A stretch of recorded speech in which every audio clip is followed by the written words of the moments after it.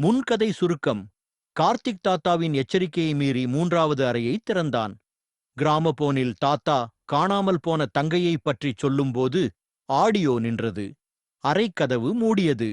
இருட்டில் ஒரு குழந்தையின் சிரிப்பு சத்தம் கேட்டது. அத்தியாயம் 4. உறைந்த ரத்தம். He he he. அந்தச் சிரிப்பு சத்தம் அறையின் 4 மூலைகளில் இருந்தும் எதிரொலித்தது. கார்த்திக்கின் இதயம் தட தட என வேகமாகத் துடித்தது. கையிலிருந்த டார்ச் லைட்டை ஆன் செய்ய எத்தனித்தான். ஆனால் அது வேலை செய்யவில்லை. பயத்தில் அவன் கைகள் வியர்த்தன. யார் அங்கே என்று கார்த்திக் கத்தினான்.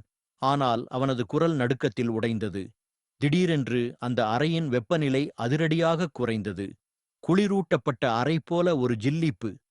அந்த பழைய புத்தக வாசனை மறைந்து இப்போது புதிதாக மல்லிகைப்பூ வாசனை வீசத் தொடங்கியது. அது அவன் தங்கை அம்முவிற்கு பிடித்த வாசனை. கார்த்திக்கின் கண்கள் இருளை பழகிக் கொண்டன. அறையின் மூலையில் அந்த கிராமபோனுக்கு அருகில் ஒரு சிறிய நிழல் அசைவதை அவன் கண்டான். அத்தியாயம் 5. முழுமையான உண்மை. திடீரென நின்று போயிருந்த கிராமபோன் தானாகச் சுழலத் தொடங்கியது. தாத்தாவின் குரல் மீண்டும் ஒலித்தது. ஆனால் இம்முறை அந்த குரலில் நடுக்கம் இருந்தது. கார்த்திக், ஆடியோ கட் ஆகிவிட்டது என்று நினைக்கிறேன். முழுமையாகக் கேள். உன் தங்கை தொலையவில்லை. அவளுக்கு ஒரு விசித்திரமான மனநோய் இருந்தது. அவளுக்குள் இன்னொரு குரூரமான உருவம் இருந்தது. அது நம் குடும்பத்தையே அழிக்க நினைத்தது. அவளை குணப்படுத்த முடியாது என்று மருத்துவர்கள் கைவிட்ட பிறகு அவளை நான் இந்த கீழே உள்ள நிலவறையில் பேஸ்மெண்ட் அடைத்து வைத்தேன். அவள் அங்கேயே இறந்துவிட்டாள் என்றுதான் நினைத்தேன். ஆனால் தாத்தாவின் குரல் கரகரத்தது. ஆனால் அவள் சாகவில்லை. அவள் இந்த வீட்டுடன் கலந்து விட்டாள். இந்த அறையை திறப்பவன் உடம்பில் புகுந்து அவள் மீண்டும் வெளியே வரத் துடிக்கிறாள். கார்த்திக், ஓடிவிடு.